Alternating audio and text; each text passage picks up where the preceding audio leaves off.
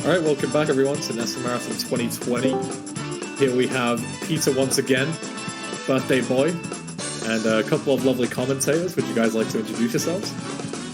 Sure, absolutely. I'm Robert. My username is 5MadMovieMakers. And I'm Cyrate. Pretty pumped for this run. PeterAfro going literally on a marathon with 3 in a row. It's going to be a good time.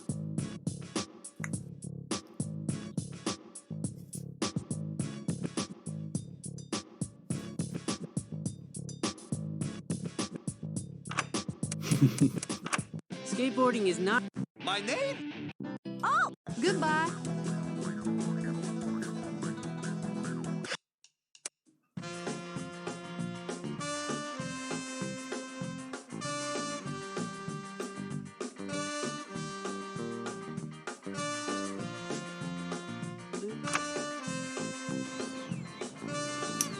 And we are off.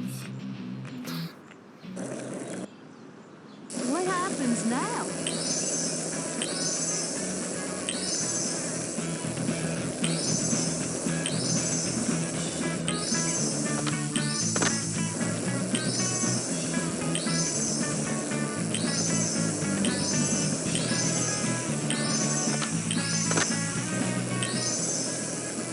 I think I did good.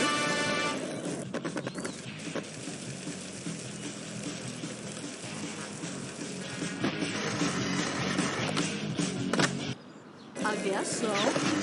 Ice cream!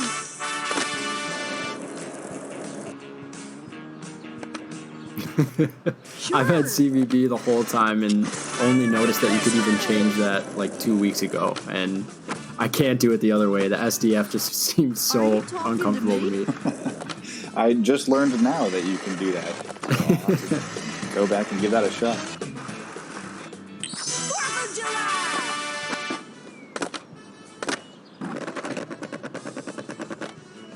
Are you sure this won't hurt? Yeah, so grinding is the fastest form of movement, like Peter said, for everything. So it gets you up to max speed pretty much right away. And the fastest you can get on some sort of edge and grind, the faster it's going to be for you to move. I believe doing a manual is also faster too. For whatever reason, it gives you a little bit of a speed boost. Dude, spatula challenges. It's just awful. I hate the spatula challenge.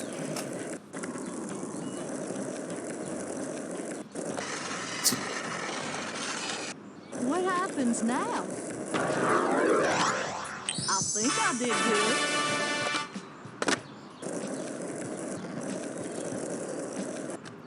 I guess so. Ice cream!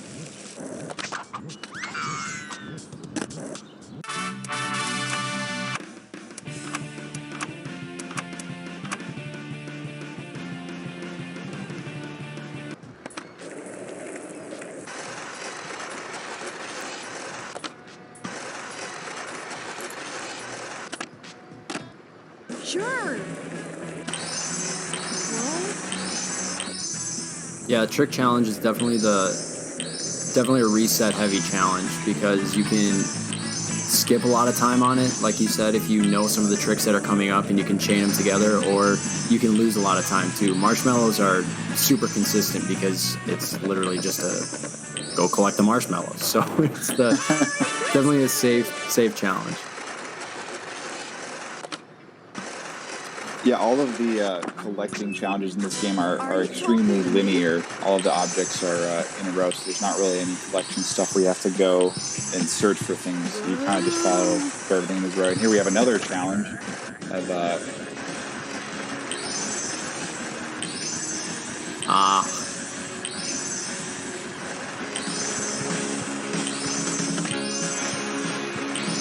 Yeah, this one to get into Shark Belly Shores, which is basically like Valley Fair for any sort of backyard skateboarding person. And then that'll give us a chance to get to some rookie and some pro challenges in there.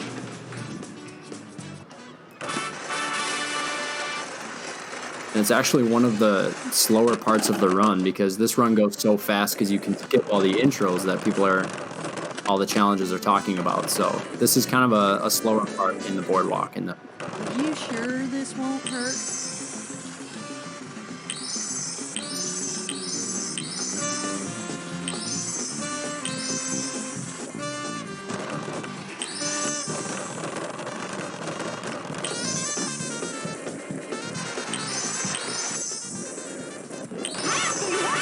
That was the world record for probably like a week. That happened in the last level and lost like 30 seconds on it, but don't really know why it happened, so. Yeah.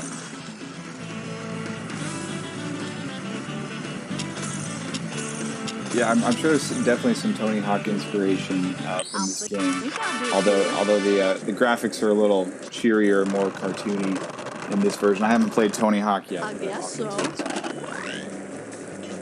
It does suck, though, that this is one of the backyard sports games that Pablo Sanchez is not undoubtedly the best character in.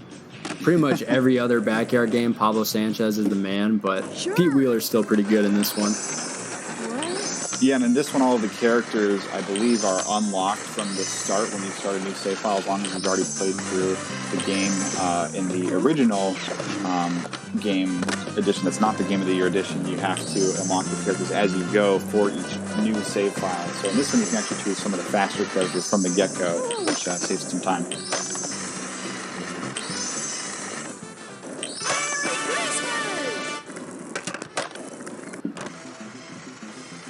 Yeah, that's a Game of the Year specific thing, too. You can't just go up and start a challenge as soon as you're done. You have to wait. There's some timer in between. I don't know exactly what it is, but it's kind of weird. The nice thing is you can just skip right through their intro monologue, which is so frustrating in the other version of the game. You sit through. And the cool thing about this spring power-up here is that you can actually use it 3 times, and it gives you a little bit of a speed boost, too. So whenever you use it and you land, you'll actually get a tiny speed boost, which just makes this gate challenge a little bit faster.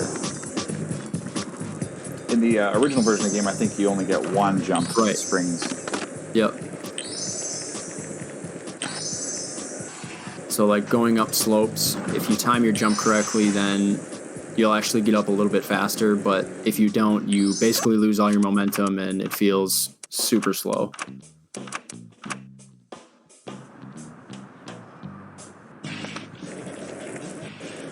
Yeah, this is the roofs level, taking a place on top of a series of buildings.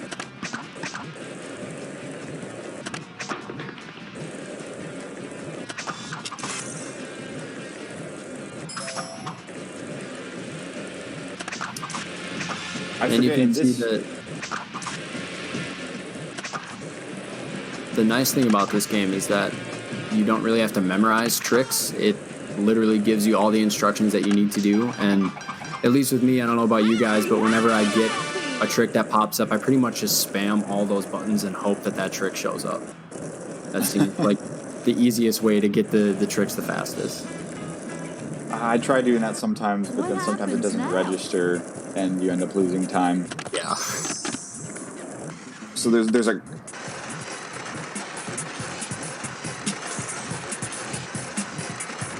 I have not sped run the Game Boy Advance version. We haven't had anyone ask about it. I didn't even know there was a Game Boy Advance version. Yeah, it exists. I've seen a video of it, but I have not actually played it myself.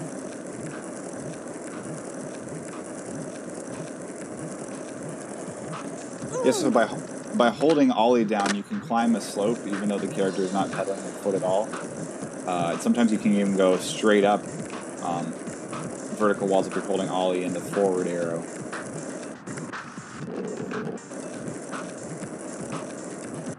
I guess so. And when you're going up slopes, especially severe slopes in this game, if you make the smallest movement, for some reason, your character just flips out and starts going in every direction at the fastest speed, so it really screws you up. Sure. Yeah, the physics of this game are very interesting. I know when I was a kid and played this, it was actually almost made it more entertaining because of the ridiculous things you can do In the original version, you can even ride up invisible walls that are barriers at the edge of the maps, and all sorts of wacky shenanigans. There's even an infinite jump glitch in the original, but they did get rid of some of that in this Game of the Year edition, but there's still just a lot of unbelievable physics happening. So now we're doing the Sally's challenge here that'll allow us to progress to the next level, but the ultimate goal of this game is to get to the final stage, which is the Space Station Alpha. And you're basically all of the neighborhood kids on a team, and you're trying to unlock this great skate park.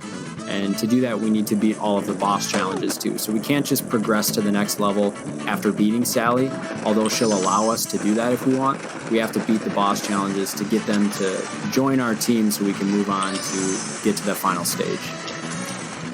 Is it Space Station Alpha or Skate Station Alpha? Dude, I have no idea. I go back and forth every time. So I just call it space. Like in my splits, I just say space because I don't know what it actually is. Right, yeah. So I believe you still got one challenge left after this before you can attempt the boss challenge. You have to do 3 of the rookie challenges and 3 of the pro challenges before you can attempt the boss challenge. And you'll see that red beacon actually is already showing up here. Again, we're seeing that weird glitch where sometimes the challenges are available before they should be. But we're going to go ahead and play the game normally. And that challenge right there that Peter just did, he did it perfectly on the first try. That is deceptively incredibly difficult to do.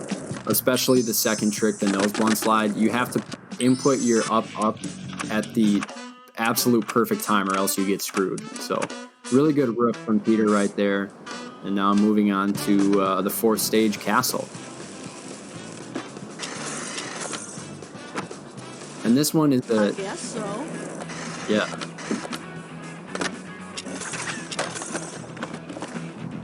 Ice cream!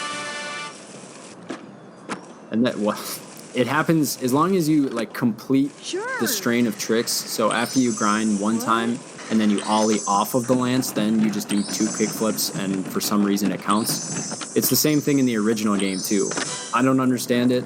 I don't know anyone in our community that understands it, but we all gladly accept the time save. That's for sure. Merry Christmas! Yeah, I think it's just must be as soon as you've activated the grinding on the lance that it's just continues to be activated for the rest of the challenge's duration. Yeah, that's and the it's only not- explanation I can come up with. The weird thing is, it's all about the flips, dude. It has to be a kickflip. It can't be a grab. Pretty sure it has to be a kickflip. So kind of weird, but Yeah, and that's not even what you're doing. You're just grinding on the lance, which is Right. E, but instead you jump and press C, and that works. so now we have. 4th of July! Yeah, this is basically just spam your keys as fast as you can, and you want to do it on the way to Sally, so you can just save time and enter Sally's challenge as soon as possible. Yeah, that challenge probably has a ton of room for optimization. I've seen some recent runs, including yours, Sire. I do it extremely linearly and very fast, trying to rack up as many points as possible. The way the combo works in this game is the more tricks you do in a combo, the higher the multiplier, but they have to be different tricks to add to the multiplier. So ideally you want to do a really high-scoring trick within a bunch of smaller, faster, different tricks to increase that multiplier to get to that 150,000 points as fast as possible. So this is the one stage too where after you complete Sally's challenge, it doesn't allow you to progress to the next challenge. The castle's a little different, how there's this mythical beast that lives under the castle, and you have to defeat that beast before you can move on to the final level. So we have to complete 2 more challenges, and then we'll be able to fight that boss challenge, and that will allow us to progress to space.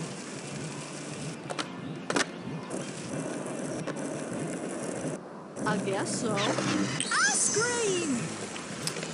Coming up, this was one of the hardest games, or hardest challenges in the game for me to complete casually, and even practicing, learning how to do it.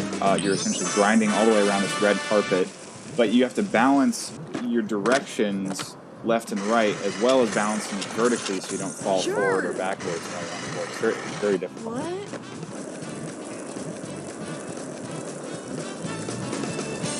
Yeah. It's a fairly simple challenge. You just have to grab the gems above the Jalsasaurus, but at the same time, it's so clunky that it makes it hard. Like that, he just barely it doesn't count. Like the hitboxes for the gems are very small, and then the hitbox for the dragon is very large, so you often collide with the dragon. And anything near the dragon usually causes you to just go absolutely berserk too. It's not like a tiny little bump. It's you get knocked down. Yeah, your character flails around and falls on the ground.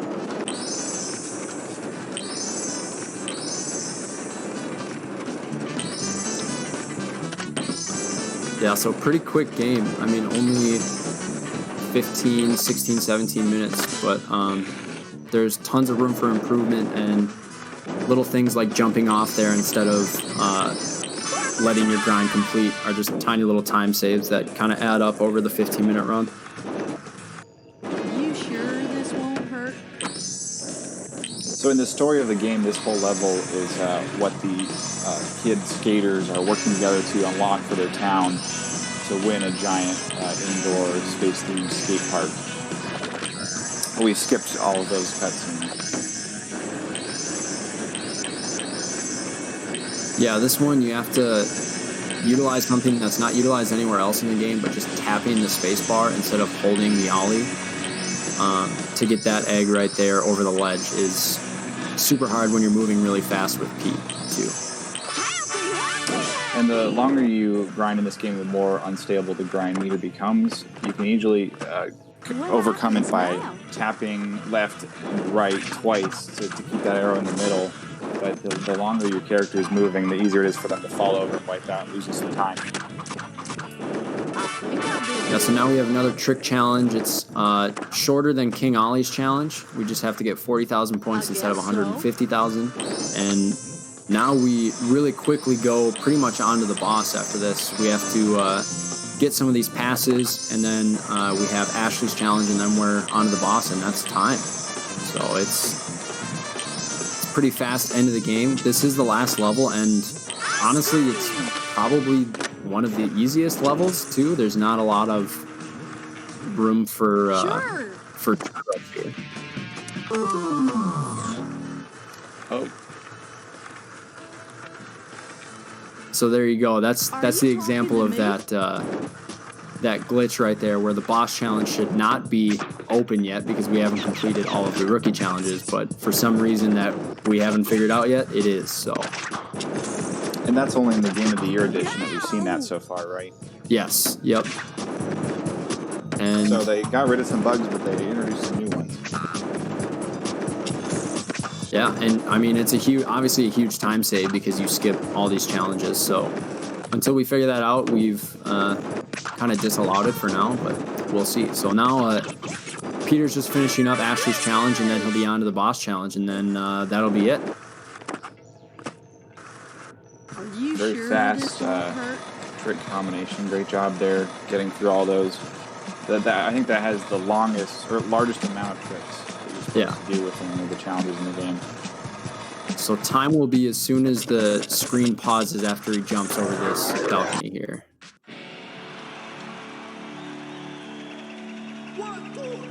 Boom, just like that. That's awesome. Very nice. And we get an awesome cutscene at the end of the local band performing a rock concert on the stage, but then I think they ran out of budget to animate the whole video, so instead we just get some stills alongside with the credits. But the music in this game is actually really fun. It's kind of some ska rock music that matches a lot of the classic 80s or 90s skate music. Yeah, you get to hear the Khan brothers at it in their band, and Ahmed's voice is very awful, so it's pretty hilarious to listen to. After you beat the game, you unlock both an instrumental and a vocal version of the song, so you can choose which one you want to listen to. Well, that was great, Peter. That was an awesome job. Thanks for having us, man. That was a lot of fun.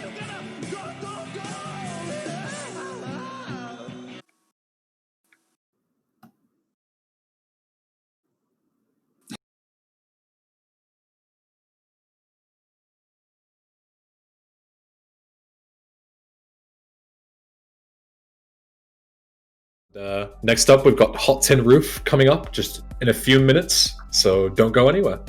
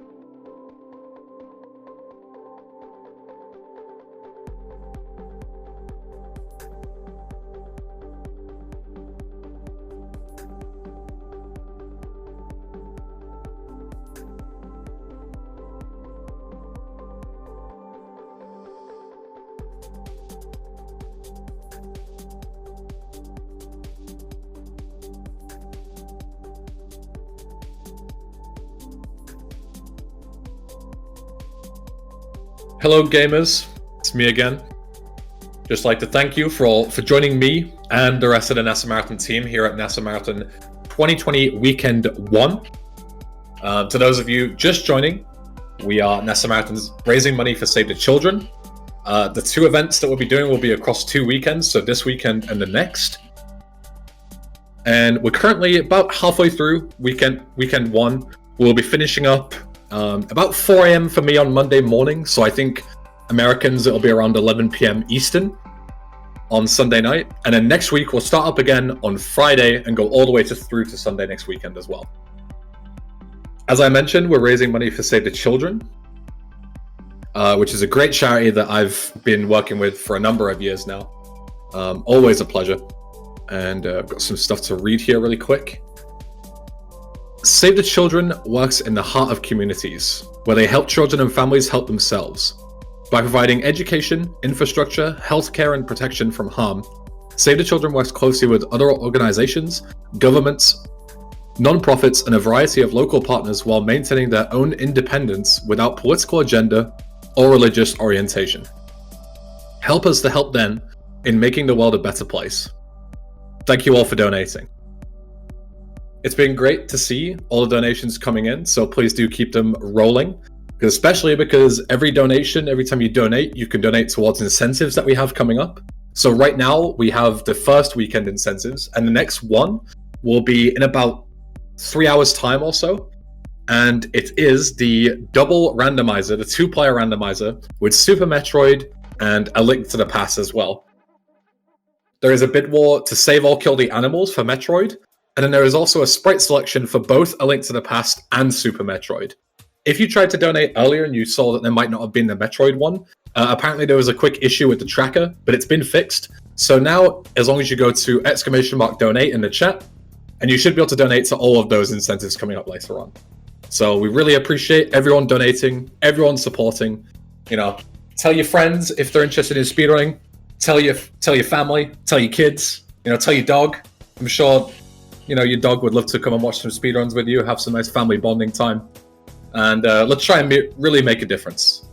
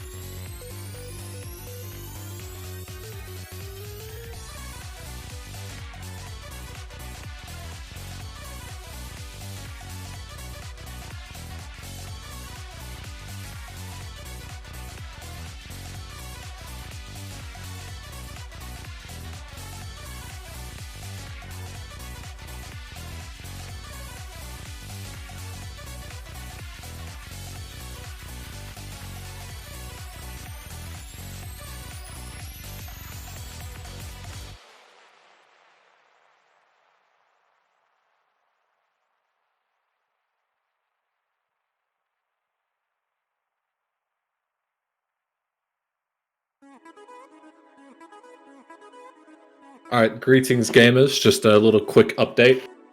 This intermission's been taking a couple of extra minutes because we've been switching restreamers, but that's all sorted now. And then there was a quick issue with NVENC and some OBS stuff, but it's all been fixed. So now they're just setting up all the audio side to make sure that the audio levels are balanced, and we should be ready to go in a couple of minutes here.